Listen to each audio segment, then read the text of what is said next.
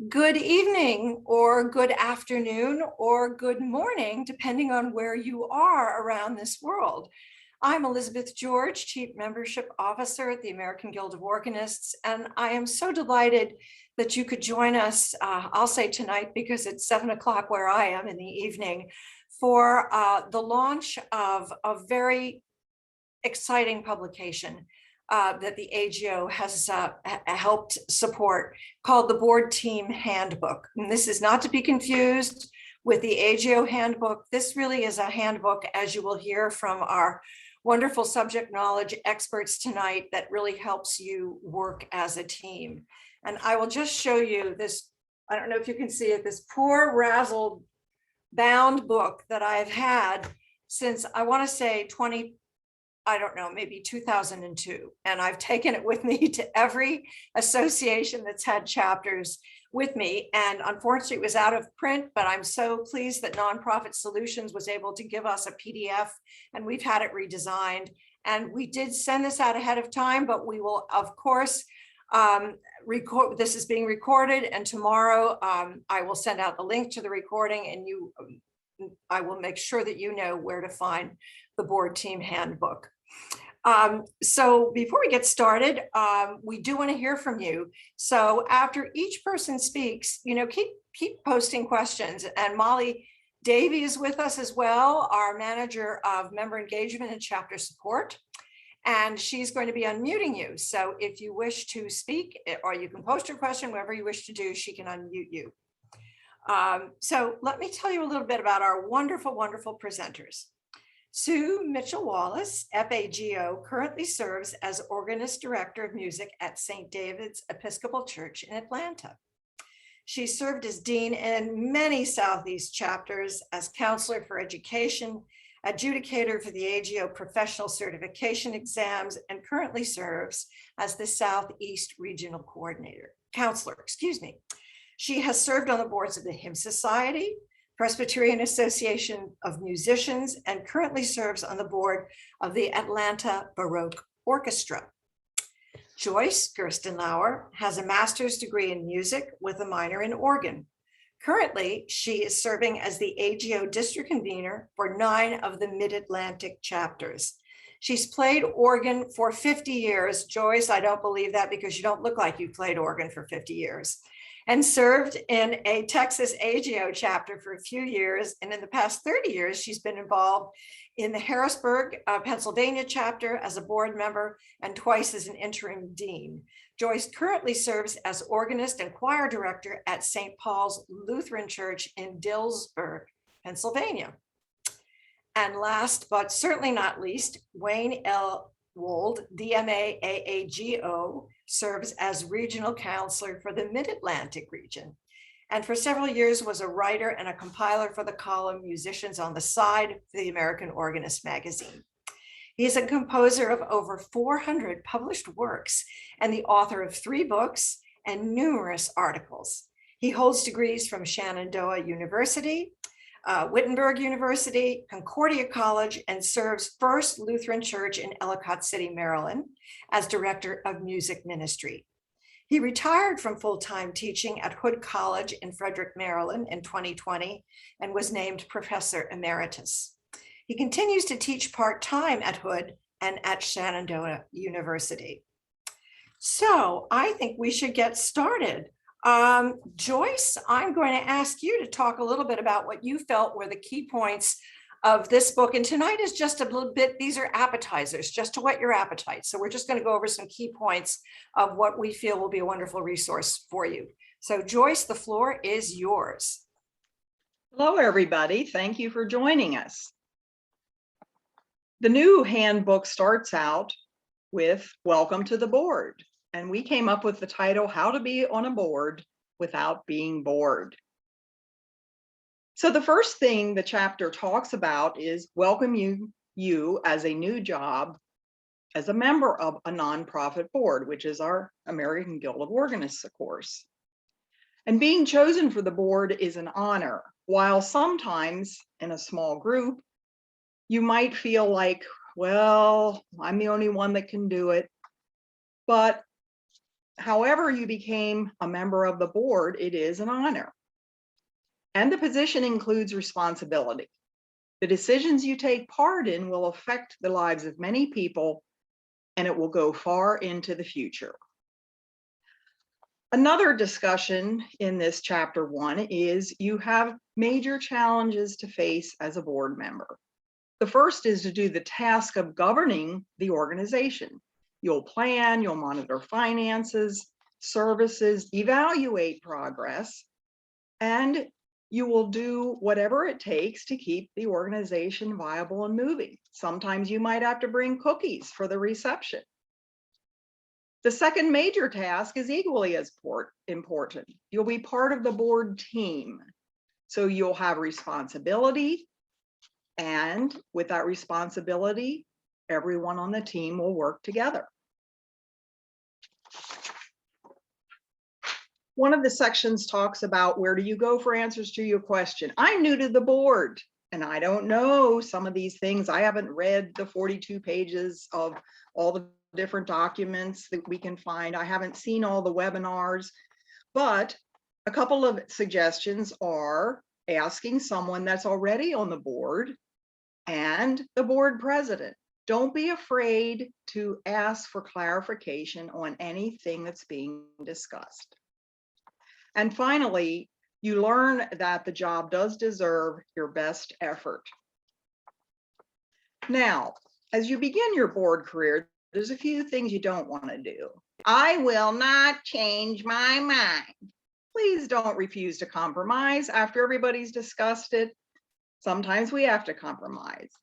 I sure hope we don't do those silly newsletters. Don't ridicule board decisions that went before you. And finally, don't criticize a board decision that you didn't support at the next meeting. Oh, I didn't like the way they were discussing that. And you've got the idea. So teamwork and responsibility go hand in hand, and they'll be your best asset. In chapter 2, the title is The Nature of the Nonprofit. Our American Guild of Organists is a nonprofit. What is the nature of this? If you've never really been involved with a nonprofit other than a church, you'll find out that your service on the board is an important contribution to the community and those you serve. The mission of the nonprofit is to serve people. And of course, we're the American Guild of Organists. We're serving organists, musicians, choir directors. As a board member, you hold a trust. You get to help make important decisions for the good of all. You help to govern the organization's resources. Some groups have scholarships, some have other donations that have been given, and even down to having your banquet people are sending in their checks. You want to take it very serious that you're keeping accurate track of those things. Also in chapter 2, it talks about how as a board member, you can't make decisions based on your personal direction or your personal interests or other interests. I heard that so-and-so did this, but you must always make decisions based on what is best for those you serve, thinking about your AGO chapter and the AGO at large. Here are some team efforts that you might be able to do. Board members should seek training and development opportunities to learn of new systems of governance. And in the last year or two, I've seen many new webinars, new training sessions on how to use the different handbooks that have recently come out. And finally, in chapter 2, we find that not only are the missions of the nonprofits different, you might have a hospital nonprofit, you might have an environmental nonprofit, but the methods of each nonprofit is different for doing their business. The size of it, the community connection, and their traditions and history. Some chapters are 50 years old, and we have some that are 100 years old. Are there any questions at this point on chapter 1 or 2? I don't see any yet, but I'm sure people are mulling things over and more will come. In Chapter 3, the guidelines talk about how the board works as a team. We're here to serve AGO for organists and musicians who are in the field. Being part of the team does not mean giving up your personal views.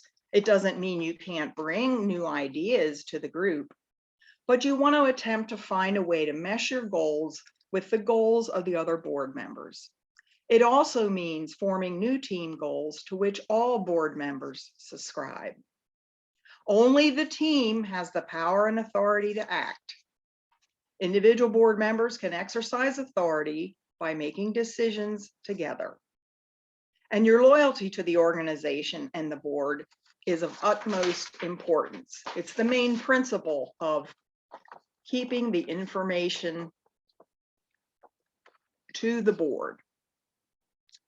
And another part of this chapter, it tells you how to be a board team builder. You can listen to fellow board members, get to know your people that are on the board.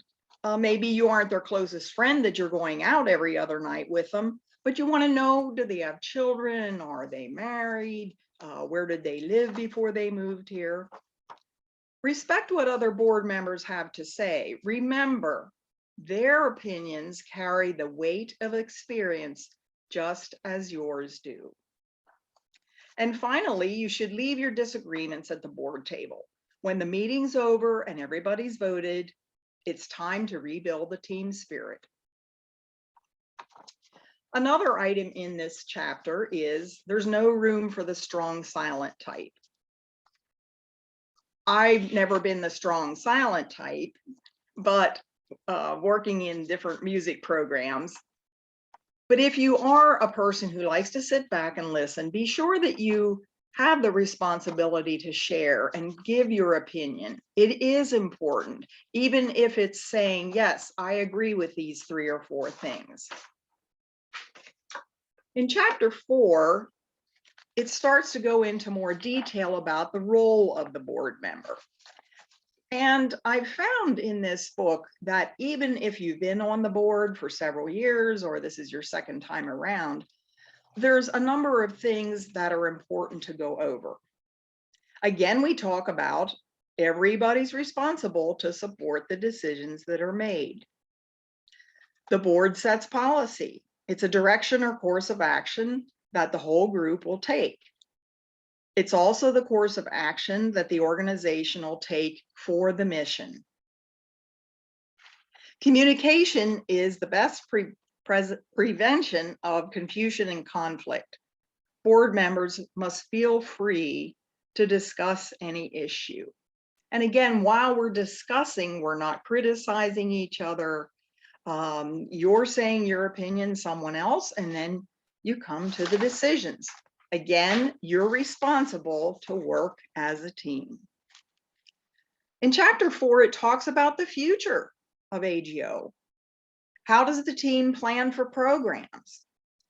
You want to have planning that is a team effort, and it includes board members and maybe others who can be a good resource. There's nothing wrong with bringing a special speaker or presenter into the board meeting if you're deciding to have a gala presentation or coordinate with a local community for a special event. Now, this sounds funny. You need a plan for planning, but it's true. When you're working with a group, with a board, you have your officers and you have your members, and everybody's doing something different, but you want to decide how you're going to approach planning for your goals. And you need good information. Gathering and disseminating information ahead of time always helps people to plan. And in this chapter, it talks about having a mission statement. And with AGO, we all follow the National AGO mission statement. In the statement, at some point, you may add something that is true to your area or to the history of your chapter too. Later on, the chapter talks about the basic elements of a good long-range plan.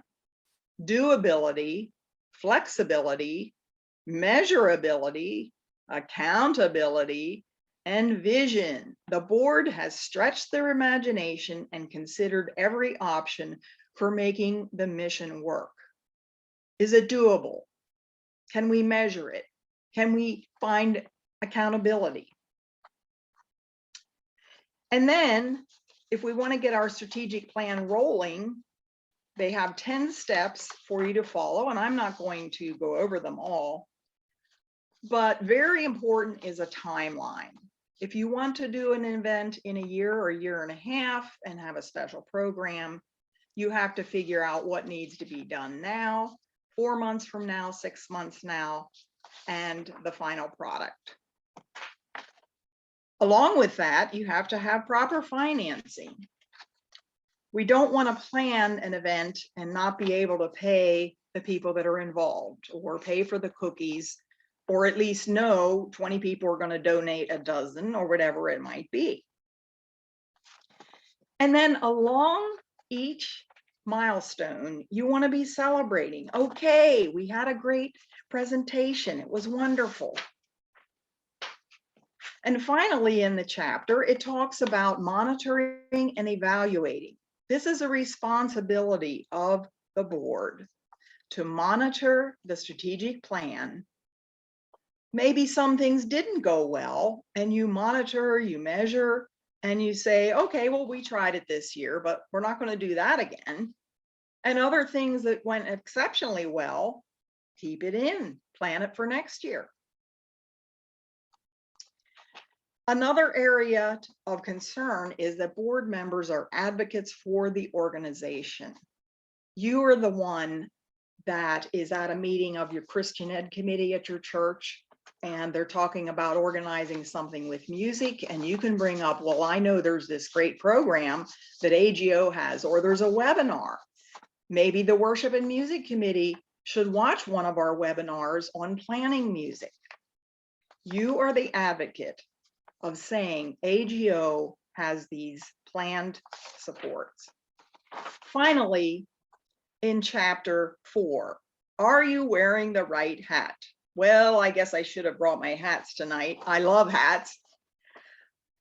There's two things. The first hat is being the official board member, what goes on in those meetings. And secondly, it's your volunteer hat. So while you're in the board, you're discussing the different things that have to be discussed, the finances, etc.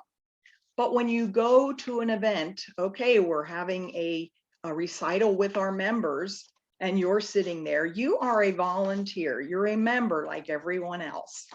So you're not on the board. You, of course, don't want to share things that were discussed there. And you're the volunteer at that point. Finally, at a concert or group meeting, you're an AGO member and participant first. Are there any questions on the first 4 chapters? Just a little information about them. I don't see any, so they may just be taking this all in and absorbing all of this good information. I love the examples that you used. I'm definitely not the strong silent type, as just any staff member would probably tell you. But you know, there's that fine line. And if you respectfully disagree, it's okay to respectfully disagree. But when the board comes to a decision, it comes to a decision. So anyway, I am going to turn the floor over now to Sue Mitchell-Wallace, who's going to talk a little bit about managing conflict on the team, something that I know has never happened at your chapter. Sue. Well, I made some slides because sometimes conflict can make us a little uncomfortable. And I thought maybe if we had something to visualize and look at, it might make some of the comments go down a little bit easier.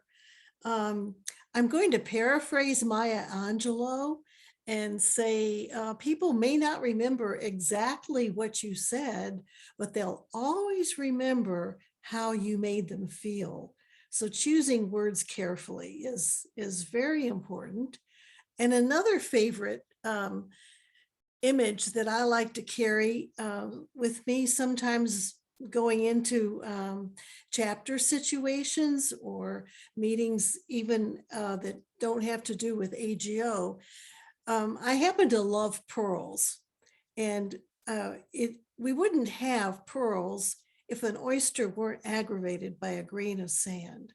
So sometimes a problem can stimulate working around and building consensus so that we can all end up with a pearl necklace and something of great value because of disagreements or challenges.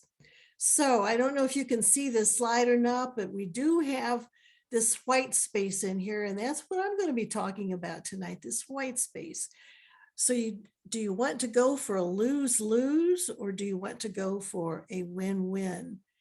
Again, I don't know if you can see this, but I'm calling when we go into situations and we're not quite sure how the outcome's going to be, maybe we can think of turning it into a win-win waltz, and try to take some grace with us, try to stay balanced, and use these opportunities to grow and come together and create something bigger than what we had when we start. If you're on a board, especially if you happen to be the head of the board, you'll be kind of taking the temperature of the board members. And we all have different communication styles. We all have different ways of looking at things. And so you'll have to keep your antenna up. And if you see something in the early stages of the board's meetings, it's best to address potential tensions early on, before a lot of time is spent digging holes that you don't need to dig. So you always are looking, as we are as musicians, looking for ways to turn dissonance into consonants. Going back again to the dance image, you want to bring people together, have them share their thoughts, try to find ways that people can move and merge together. Again, as musicians, you want to try to stay in the major keys, and always have respect, always be civil. Most importantly, listen carefully. Don't be thinking ahead of what you want to say without hearing what others are saying. And last but not least, as Maya Angelou suggested, be very clear and careful with the words that you choose. We've all been at crossroads like this, sometimes with our jobs, sometimes in friendships, and sometimes serving on boards. And sometimes to cool emotions, you might need to have a little mediation. You know, there are lots of minuses floating around, and we have discovered some new ones during this time of the pandemic. But one of my favorite quotes is, letting God's perpendicular come down and make plus signs out of life's minuses. And so whatever minus you have, it is an opportunity to make a plus sign. And I think that's a good model to remember.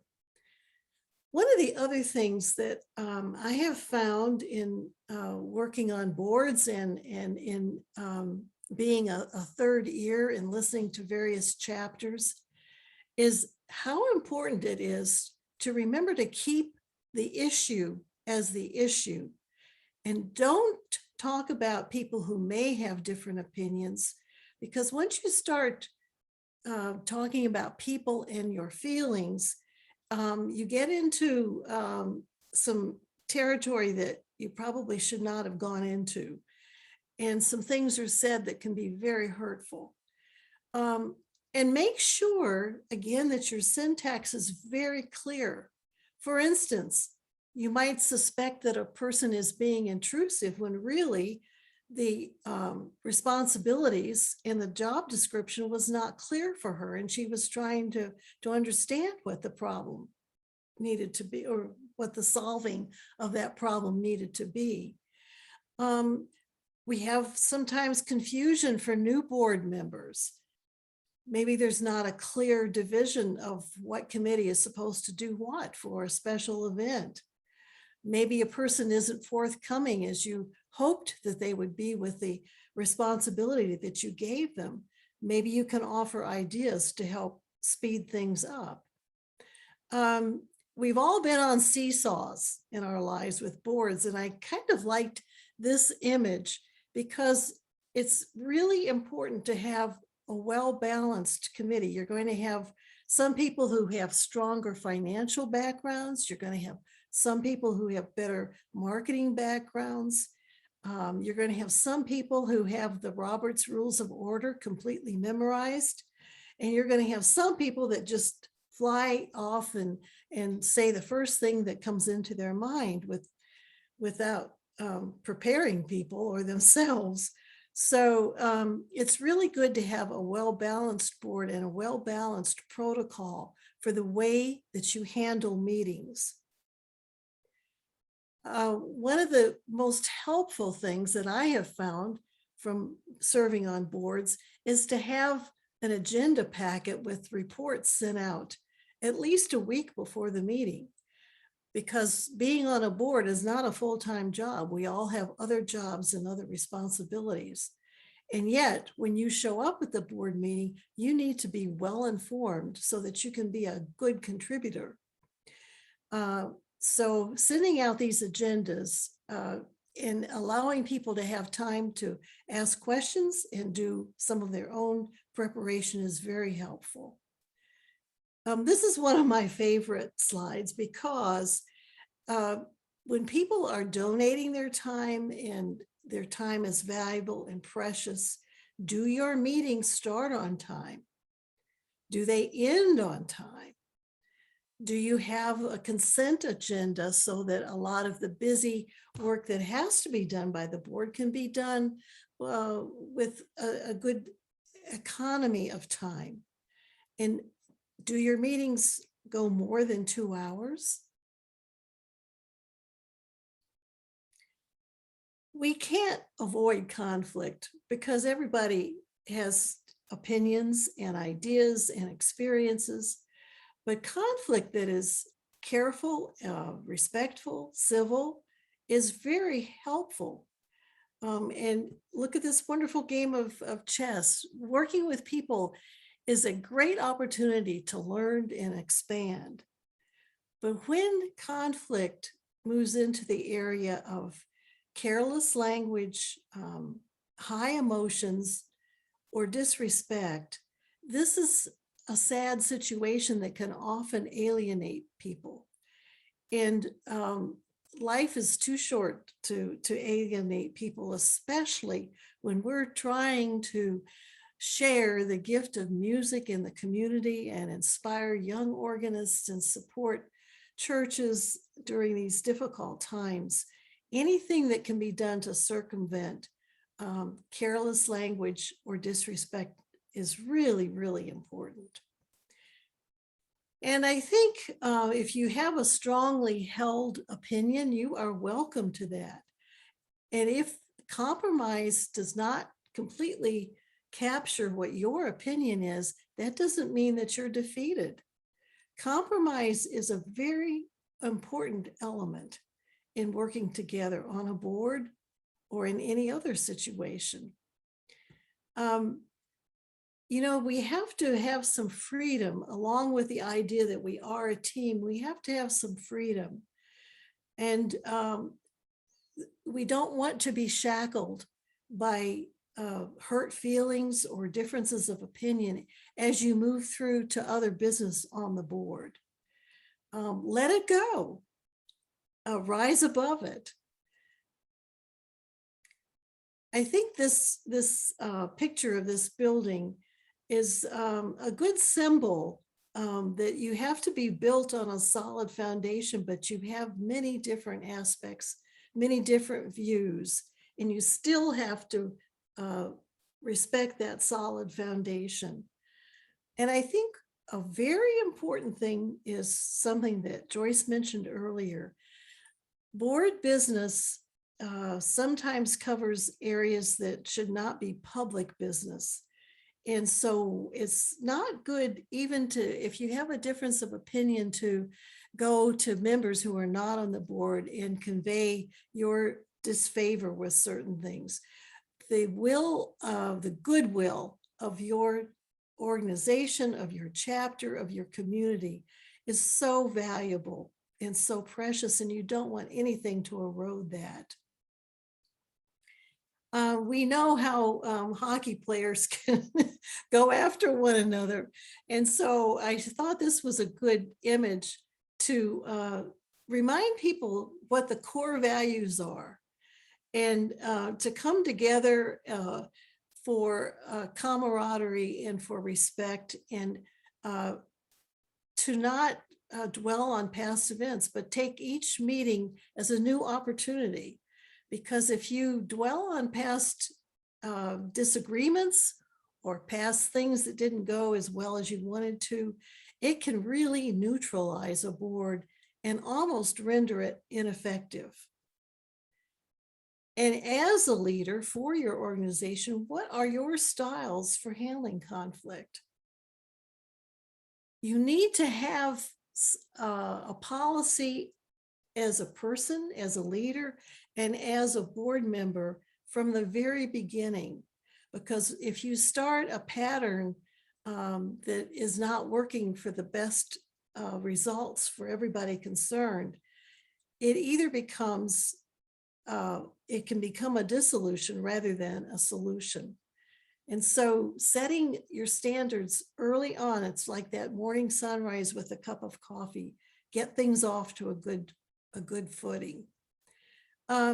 You might guess red is some of the things that might remind you of the stop sign. You might want to put your hand up in front of your face and say, no, I don't think I want to act like that.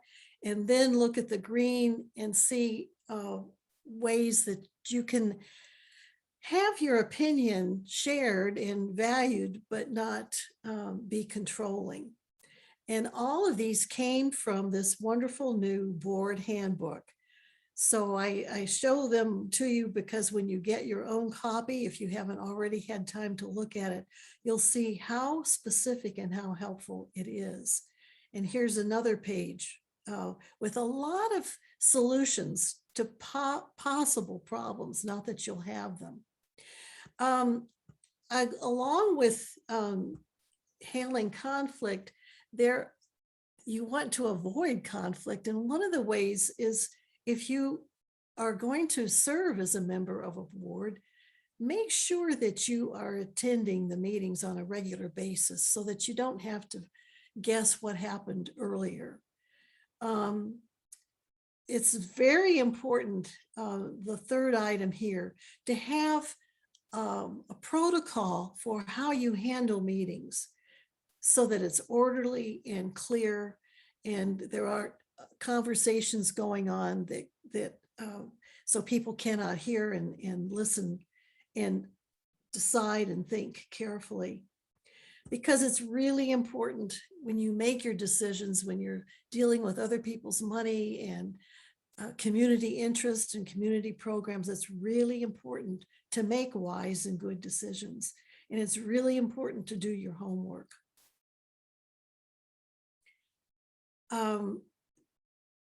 Again, as Joyce mentioned, you want to make sure that you don't have somebody who dominates the discussion all the time, but you want to have participation from everybody so that it is consensus. And I can't say enough times, stay focused on issues, not personalities. Make sure that your meetings start with a happy time of checking in or of good news, and make sure that your meetings end with something that is memorable and pleasant. What we're doing is not just for the now, it's to honor what our founders brought to the table for American Guild of Organists, and it's to perpetuate that into the future. And I just leave you on this night of All Saints the beautiful prayer of from the Book of Common Worship, and I've lost it, but we know, let's see if I can find it again. Let's see, because it is so perfect. There it is. O God, whom saints and angels delight to worship in heaven, be ever present with your servants who seek through art and music to perfect the praises offered by your people on earth. And grant to them even now glimpses of your beauty, and make them worthy at length to behold it unveiled forevermore. What a gift we have. Thank you. Oh my goodness, that was a beautiful presentation. Thank you, Sue. And I just wrote down one line that I know was not in the book, but I love it. Turn dissonance into consonants. I love that. I think if we could put that up, I might have to put that up on my wall somewhere, but if you just took that with you when you walked into your board meeting, I think you'd feel a lot differently to get a lot more things done. All right, well, Wayne, it is your turn. So I'm going to mute myself and give you the floor. There may have been a question. Yeah, there was a question. Raised hand. I'm sorry. Let me see. I see one chat, but that, okay. Oh, do we have any raised hands? Molly, I don't see anything. Do you? Someone raised their hand and then put it down. So I think that they Okay. maybe changed their mind. Okay. Well, you know, we're happy to answer any questions you may have. So if you don't want to raise your hand now, you can think about it and raise it a little later. Okay, Paul. Yeah, I have not looked over the handbook yet, but is there anything in there about how to, I guess, escalate conflict resolution, say if the problem is with the the problem is with the dean of the board or the majority of the board, and how I'm not sure how the chapter level interacts with higher levels. Sue, Wayne, Joyce, anybody want to weigh in?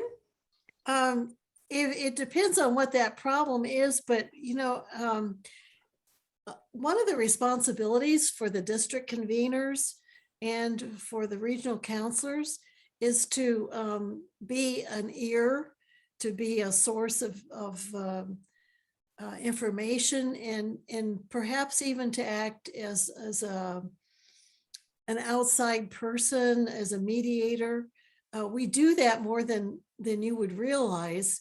And sometimes it just takes, it's almost like a family systems. It just takes an outside person to be a careful observer and a listener, and to ask helpful questions to bring out, you know, what the real situation is, and to maybe offer a solution without emotions tied to it, but to be an objective observer.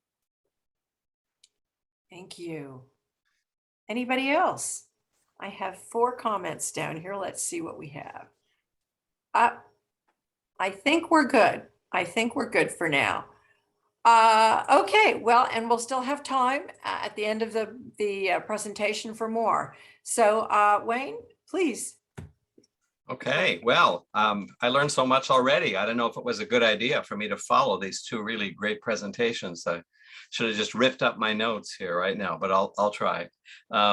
As I was reading through this booklet for the first time, I was immediately taken by chapter 14. And when we divvied up the responsibilities, I was so happy I got to feature and talk about this very important chapter called Recruiting, Orientation, and Training. It is a short chapter, but very full of important ideas and tools. And the overriding point of the whole chapter is that the key to having a good board is electing and appointing members who will do a good job and then enabling them to do their jobs. So I want you to think for a moment about your chapter's nominating process. Is it a true committee? Or is it a committee of one? Or is it the same as the full board? And does the committee ever change personnel? These are all things that can be very helpful for us to evaluate our own chapter's nominating process. What questions do we ask? Is the primary question, who can we get to run this time, right? And sometimes is our only criterion, will they do it, right? I know it's harder in small chapters, but AGO boards of any size can function well, especially if they spend some time working on the process. I've served as a board member on 4 different AGO chapters over the years, and I've seen many different ways of how boards work. Don't always have to be exactly the same. They never will be, but from excellent to not so excellent, let's say that. And I believe it's helpful to compare AGO boards with other boards we may have experienced, including our own church councils and vestries. They have many a similar situation, and any organization, arts organizations, other nonprofits. And we can look at these and see both for their negative and positive examples and learn from them. Currently, I serve as a board member on a group known as Bach in Baltimore, which is an organization that performs mostly Bach cantatas, motets, the large works, and also Bach's instrumental music and music by other composers too. And their process for building their board was much like the process described in this new AGO publication. So I kept seeing my experience in this book. So for example, I was recruited, not just nonchalantly asked or sent a text or an email. What used to be, let's go out for coffee or lunch, now has become more of a let's have a phone call. But I got a phone call from the conductor himself, and then the president of the board at that time. Coincidentally, she was a former student, and we've stayed in touch. I was told before I would say yes or no what the expectations were, when and where the meetings took place. And I was given a booklet, much like this one that we have here, and also links to videos that further expanded on serving on nonprofit boards. So very helpful. I came into the board much better prepared than I had for many other boards. Still a learning curve, of course, many questions to ask, but much better prepared. So this new resource in chapter 14 from the AGO takes these three terms and expands on each one. So step 1 is recruitment. I enjoyed its comparison to as young people, perhaps in school, we were picking up teams.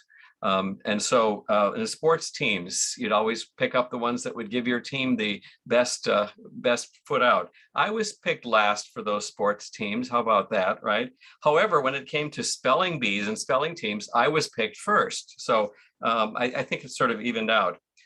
Didn't always appreciate it at the time, of course, but now in this point in my life, it seems a better trade-off because those sports stars from elementary school, they're as old and decrepit as I am, but I'm still spelling, so that says something about what it is. But that's the point there is, again, you choose the people, your pool of folks who can do the best job, seeking out those with the strongest skills and abilities.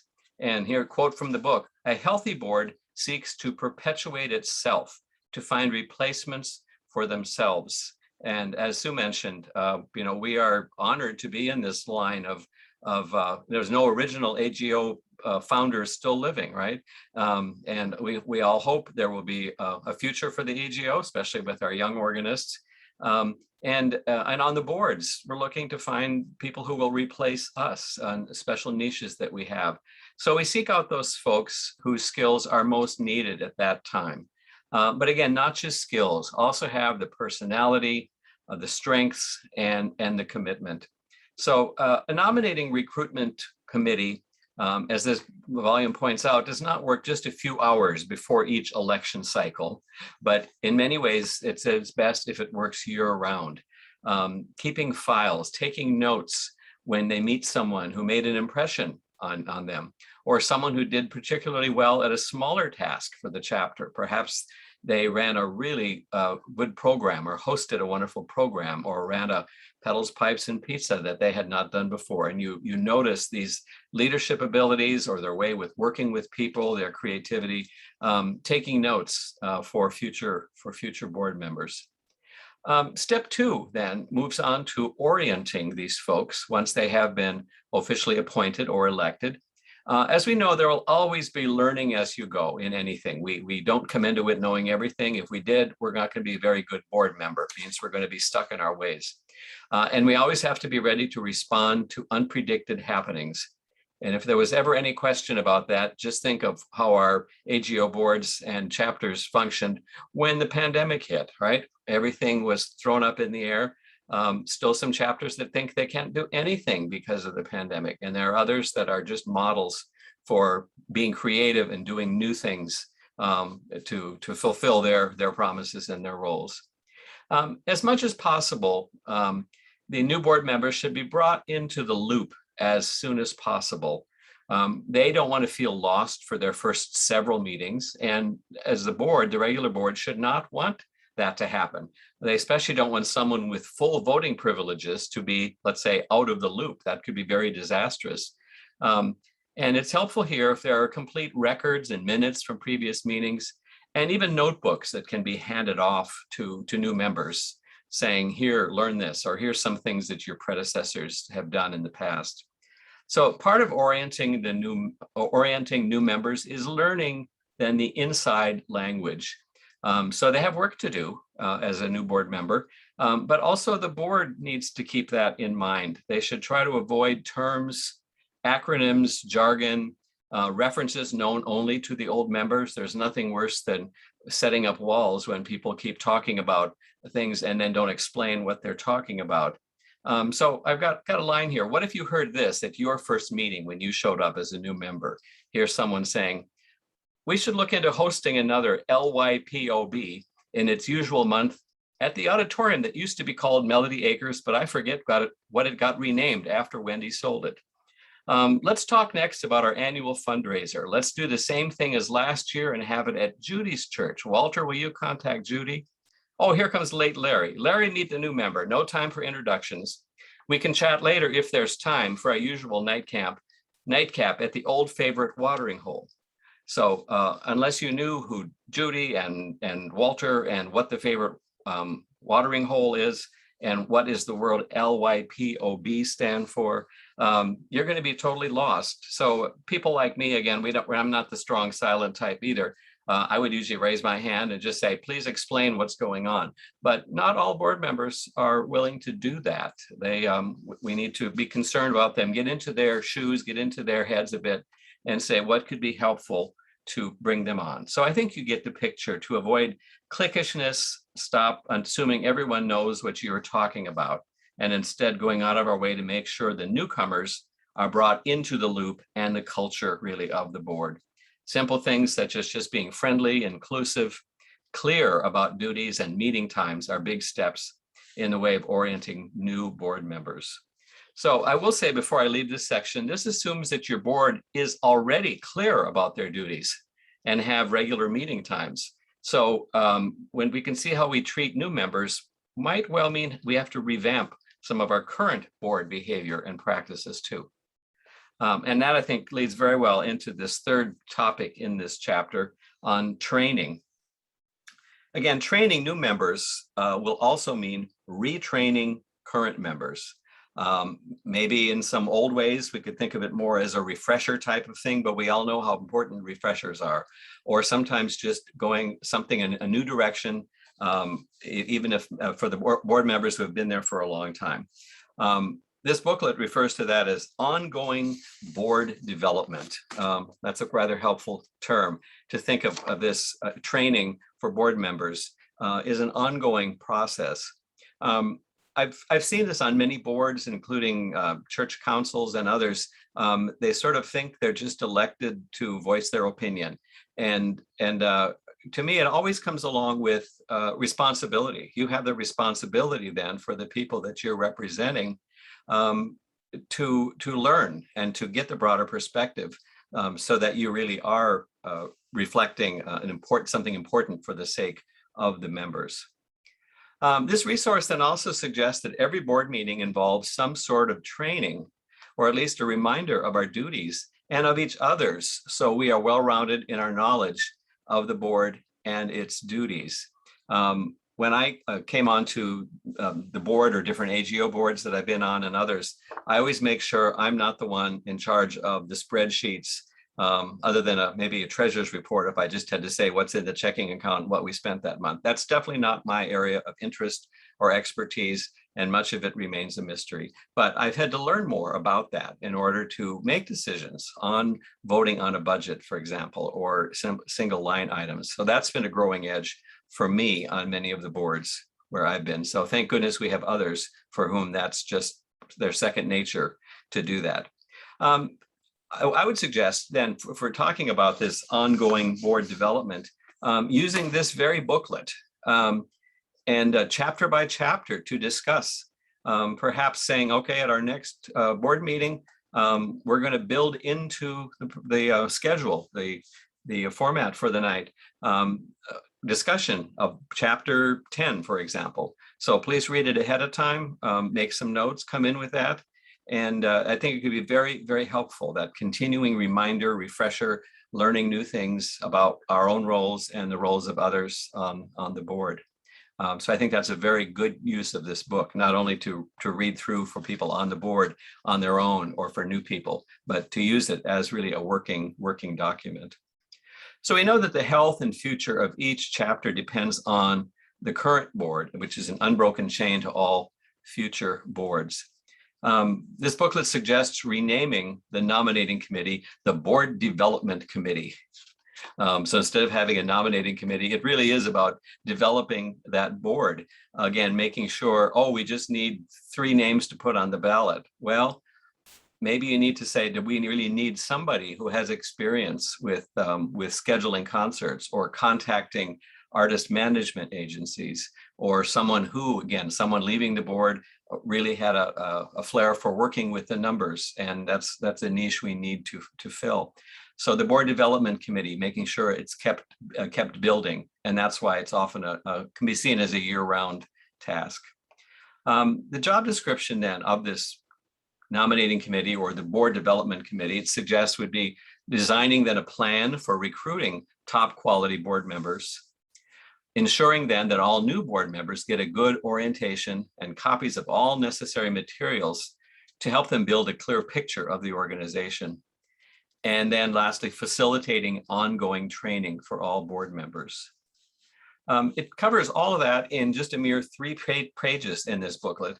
And the 4th page is a sample form for evaluating and scoring potential board members. That's something, again, as Joyce and Sue both talked about, keeping forms like that private and within the confines of the committee. When you're rating people, we're saying, oh, so-and-so is a 10. Well, we have to be careful about language about that, but we might come up with a list of saying, this is a potential board member for this very reason. And maybe we have 2 that are very close in that category, but to have that a sample form for evaluating. But just like a good form asks us things that we maybe wouldn't have thought of before.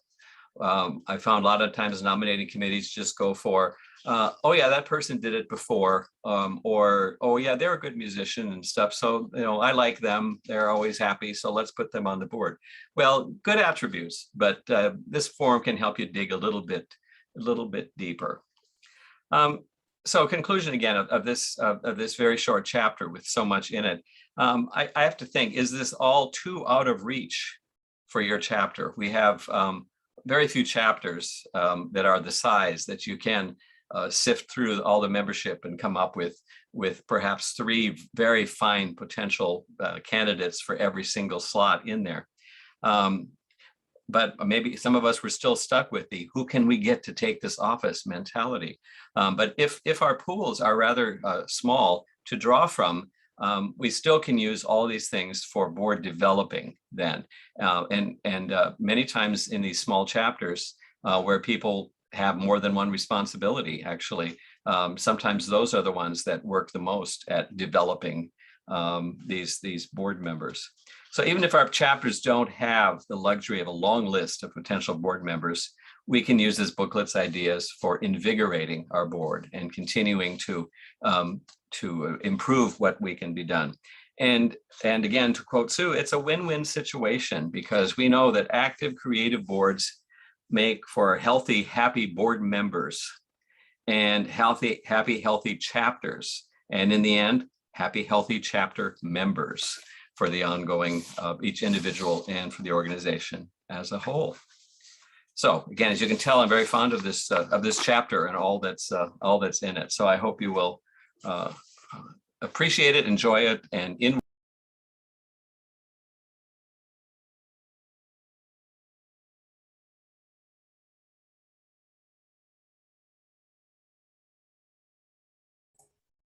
I think you're muted. I don't know how that happened. When, Yep. oh, there you go. Well, Sorry. a lot of people always like to mute me, so I'm used to it. So again, I'm happy to take any questions, or now is the time to ask any of the five of us, I believe, questions. We have a few minutes left, right, Elizabeth? We do. We Okay. do. I know this is a lot to absorb, but Of course. I think you said something so important that it talks about in the book. It talks about this is about your constituents. This is about your members. And sometimes you have to take yourself away from what you want and think about what is this going to be? Is this going to be the best for the members of our chapter? And it's funny, I've asked usually at the end of the leadership year, I'll lead up to this and I'll put the last question in a newsletter, and I've never gotten a response. Well, I did once. I did get one once. What do you want your legacy to be when you leave? Susan LeGrand. Okay, Susan, thank you, from Central Hudson chapter. Yes. Can you unmute?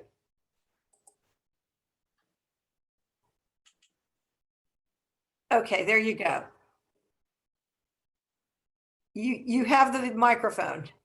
You should be able to hear me. Can you hear me? Yes. Yep.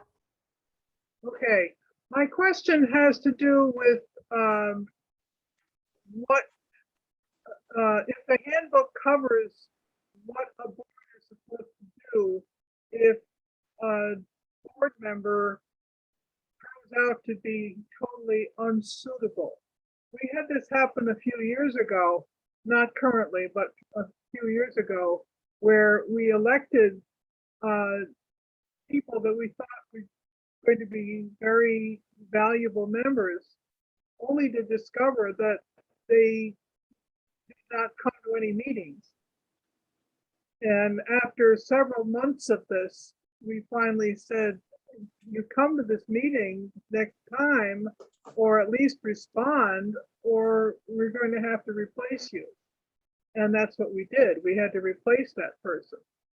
But is that covered in the handbook? Well, I think it is, because it sets up the expectations. You have to be very clear about what the responsibilities are. And the other thing too, is you could create some policies. Boards can create their own policies. So for example, if this person didn't show up for 5 or 6 meetings, then you certainly do have the right to say, it's obvious that you're busy. This may not be a priority for you. So perhaps you would like to step down because we don't feel you have the time to commit to serve our members and to serve this chapter. Anybody else have any other ideas? Sue? I think it's good when you approach someone to consider putting their name forward as a member of the board, to let them know how often there are meetings and usually when they're scheduled and what some of the responsibilities are, so they have an idea. They may not have been aware of what the expectations were before they said they'd be willing to be on the board. Good point. Good point. I'm curious. I wonder if when people send out nominations for this officer or that officer's position, do they really go into what here are the responsibilities that for our chapter? And I mean, you don't want to scare someone off, but at the same time, here are the expectations. And we have a question here. Mark Downey, you just put what did you chat? You put something in the chat box? Okay. The Fox Valley chapter has an operating procedure booklet. I'd be happy to share this with others. Wonderful. Wonderful. Thank you. I was going to say the same thing. I know I've seen many operating procedures in chapters that have something like that, but I like the way Elizabeth phrased it. You go to them first and say, is there something wrong? that we can do to help bring you back, because we need you, but we need this position. So to handle it pastorally and friendly, of course, is very good. But if you have the operating procedures to back you up, all the better. Good point. Good point. I think the new handbook, the new handbook, it has a number of chapters, and to me, it should be on everybody's shelf, but particularly your officers and board, so that when something does come up, whether it's a conflict or whether it's deciding how you're going to market something, you can go to chapter 4 or chapter 6 or 8. There are many good ideas in here. So it might not be that, you look at the booklet and go, oh, wow, it's so many chapters, but there really is good advice on what to do with it. And again, as someone said, district conveners were kind of new. We've only been around 2 years, and regional counselors can help and come in. We're ready to, whether it's on a Zoom or go in person to a chapter, to help out with something, positive things too. So call us. Thank you. Wayne, I know you wanted to comment.